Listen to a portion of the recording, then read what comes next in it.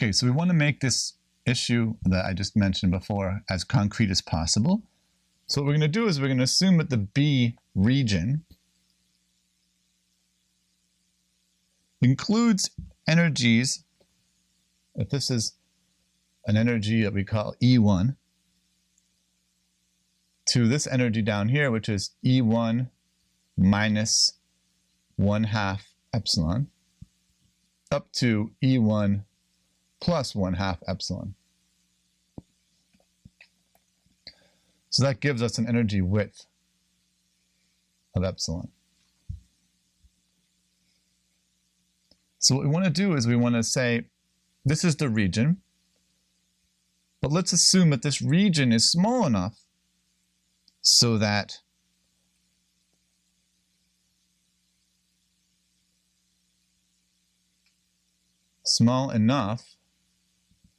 VBA, which will depend on the two states, namely the A state, okay, that's the same every time, but the B's are going to be different.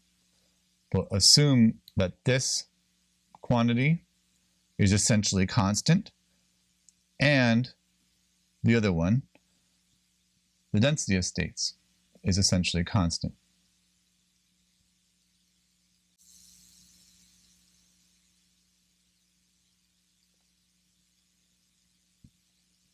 Okay, so the reason why this is reasonable to do is because we know that the f function itself is very sharply peaked, so we're only going to be able to ever have a small region of energy that we can consider. Okay, so when we realize, or when we propose that these can be constants, and we can rewrite our transition probability like this, it'll be a function of time,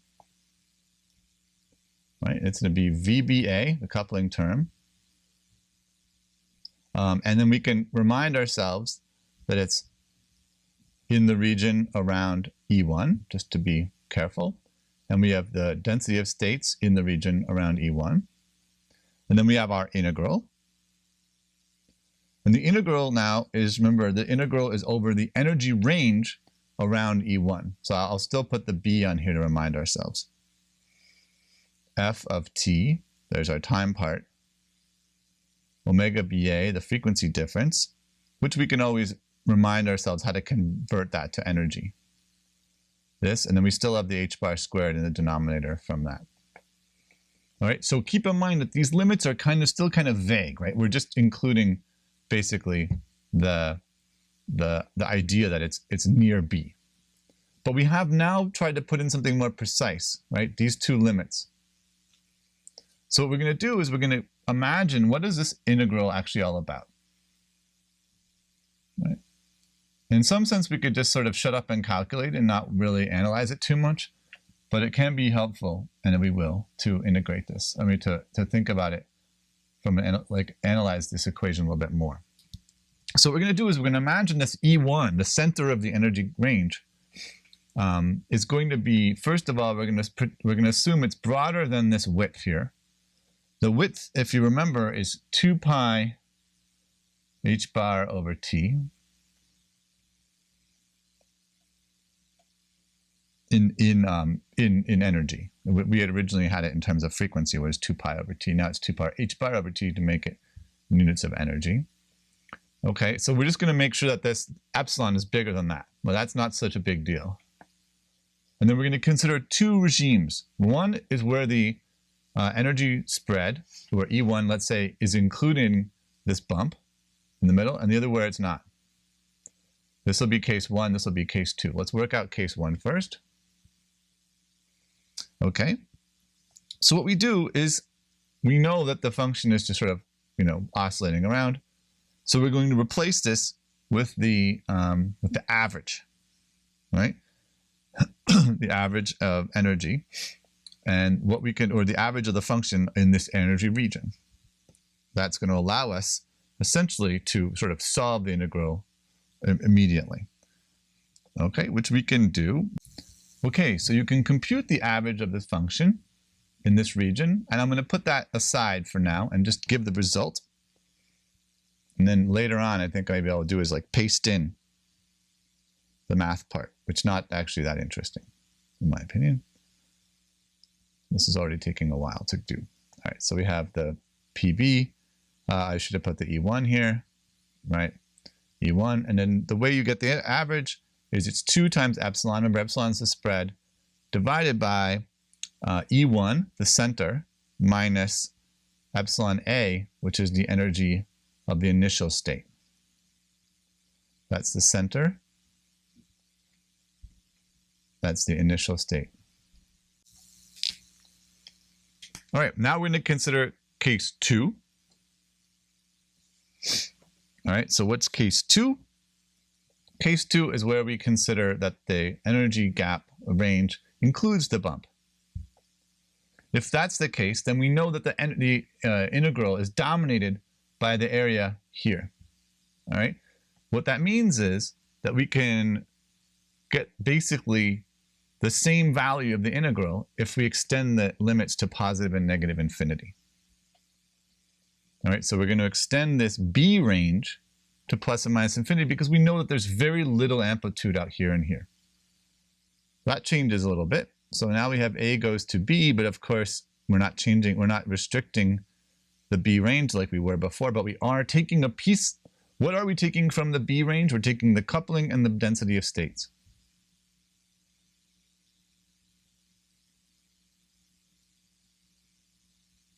But now we're making the integral go from minus infinity to plus infinity over the energy F and T and omega BA.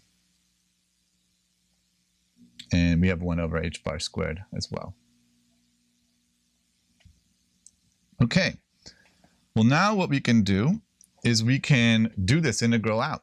And how do we do it? We simply recognize that dE is the same thing as d omega times h bar. Right, that's just a simple substitution. And then we can look up how do you integrate this f function. Remember the f function was 2 times 1 minus cosine BAT divided by BAT squared. That's just the math. You can look it up or do it on Mathematica or any number of different ways. And so when you work this out, it turns out that you get right, so the h bar inside here, it's going to cancel off 1 term of h bar there, right? And the integral is going to end up being remarkably simple. It's actually, let me just write that down. The integral is 2 pi t. All right, so we end up finally with VBA near A, because EA is going to be the same thing as E1 if we center it on there. And we have the density of states at EA. And we have 2 pi T over h bar.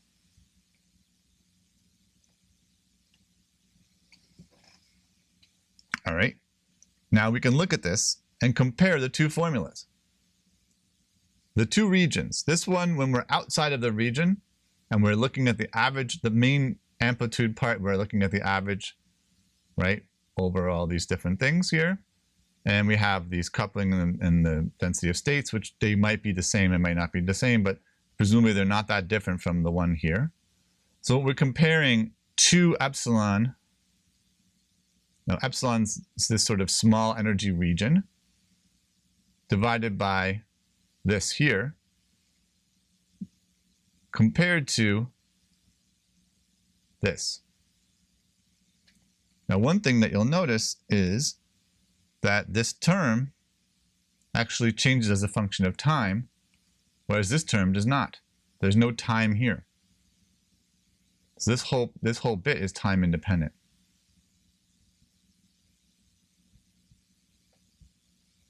All right, so except at very early times where this term is actually 0, you might have a little bit of this, all right?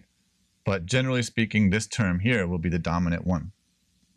All right, so what we can do now is then ignore this term completely, only keep this one, and we're going to do one extra step. This is the probability.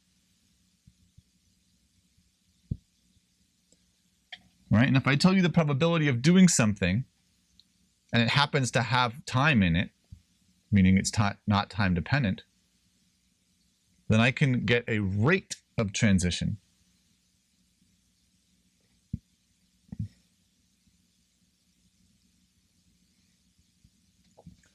Right? The rate of transition is just the number of transitions per second or time or whatever, which we can do by taking the time derivative of this probability.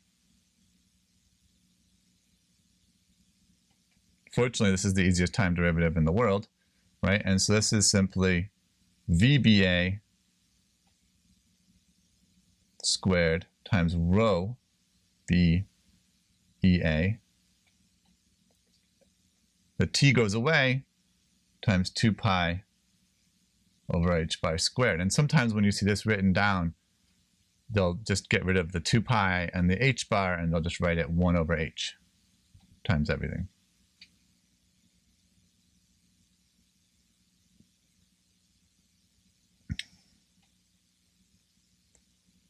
Okay, and this is the key result. This is called, now it's called Fermi's golden rule.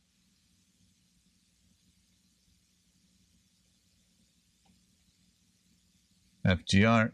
And I mean, I think he had multiple golden rules or multiple rules that he thought were important, and this might not even have been the first one of his. But what is the important sort of lesson here? The important lesson is that the Fermi's golden rule rate for transfer from an initial state to a continuum of states depends only on two things. It depends on the coupling between those states, whatever the form of that coupling is, and it depends on the density of states, of accepting states at the energy or near the energy of the initial state. So it depends on the coupling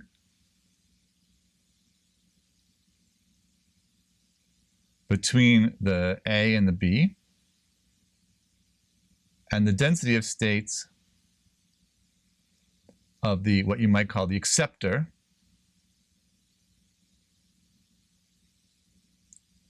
at the energy of the donor. And that's very important to remember, okay? And so this is Fermi's golden rule.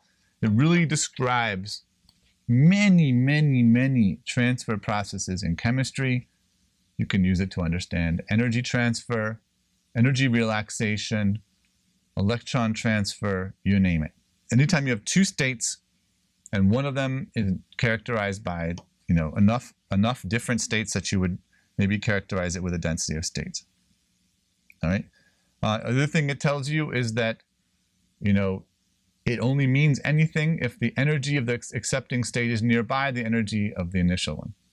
That was sort of built in to deriving this formula. This formula doesn't mean anything, right, if we're not near the energy that we have.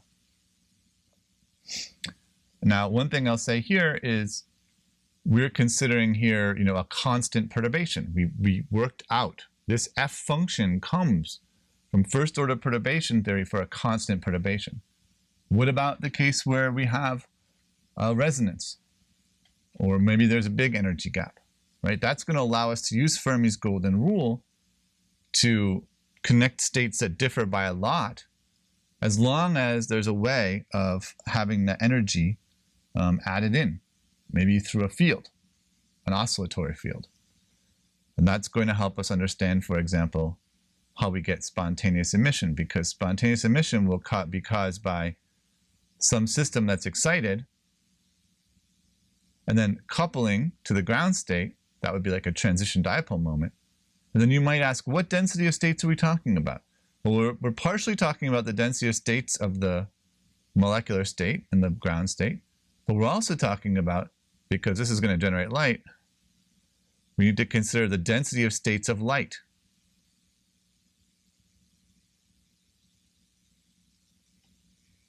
When we consider that the density of states of light is not constant for frequency, there are more states.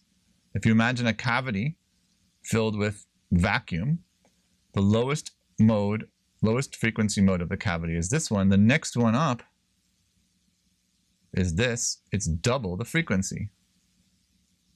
So you have to go all the way to the double frequency to get the next mode. There's nothing in between. But imagine we keep going till we get to a state that has a super high number of oscillations, which I'll schematically draw like that. And then we ask, what's the next one from that?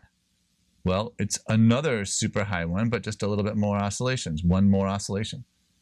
That frequency difference will be very small. Right? So there's more frequencies per unit frequency of light at higher frequencies. In fact, it grows like frequency squared. And it's that additional ability to have more density of states of final states at higher frequencies that causes fluorescence spontaneous emission to be faster, to have a higher rate when the energy gap is larger. Right? Typically, UV fluorescence is very fast and near-infrared fluorescence is very slow. If all we're talking about is the spontaneous emission leading to the emission of light. Of course, there can be many other ways for energy to relax to the ground state that don't involve light. Those will be competing kinetically, but we're not talking about that. You might think, oh my gosh, and then vibrations, they should last forever because the energy gap is very small and there's even fewer energy states of light there. And that's true. But there's a lot of energy pathways to get down. And so the light emission one will definitely be slow. Any other faster way is going to take all that excess energy. And so that's why we generally don't observe spontaneous emission of vibrational energy. It would be cool if that was possible to see. There are certain examples, of course, where you can see it. But in solution, in condensed phases, you don't see vibrational spectroscopy version of fluorescence. Right? And it all comes because of Fermi's golden rule, and then just choosing the right ingredients as you figure out what your rate will be. Okay, so we'll be using this as we go forward, but in a sense, it's just an example of time-dependent perturbation theory. But it turns out to be a particularly useful one for many contexts in chemistry.